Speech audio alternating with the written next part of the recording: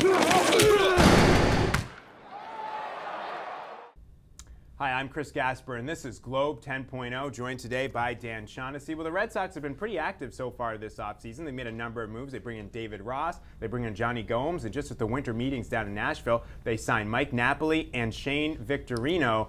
Overpaid for some of these guys, maybe, Dan, but do you like the way Ben Cherington's putting this team together? I do, and I'm one of these, call me a, in a hurry, pink hat, whatever you want to say. I just...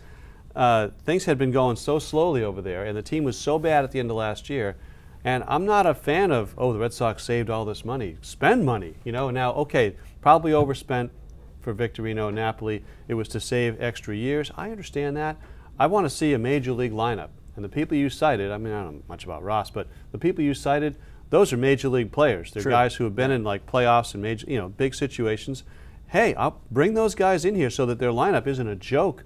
When the game starts, the game's already over. So I'm okay with it. I understand it's not necessarily team building, for the future, but I just want to have something to watch. So yeah, it pacifies me in the short term. Yeah, I think that's a good word, pacify. And I think that's sort of what they're doing. They're adding these guys who are really complementary pieces, not core parts of what they're going to be when they're ultimately a contender. I think those guys are down at the minor league level, outside of the Pedroias or whatever. Most of those guys, Xander Bogaerts, it's Jackie Bradley Jr., it's Matt Barnes, it's Bryce Brents. I think those are sort of the core guys that will make a huge difference. And the one thing I do like about these deals, Dan, is they're doing what they can do as the Red Sox. In other words, your advantage is you can overpay, especially if it keeps the years down. That's what they didn't do last year when they didn't get Edwin Jackson, they didn't get Hiroki Kuroda. That's your whole advantage, is that if it's a shorter deal, you can afford to pay more money on the deal. And I like the fact that they've done that, but I just don't know how much of a difference. I like Napoli, I like Ross, Gomes, and Victorino, I think are maybe more platoon players than everyday players. It's weird where we're sitting, because I mean, just 2 years ago, best team ever, and they were still,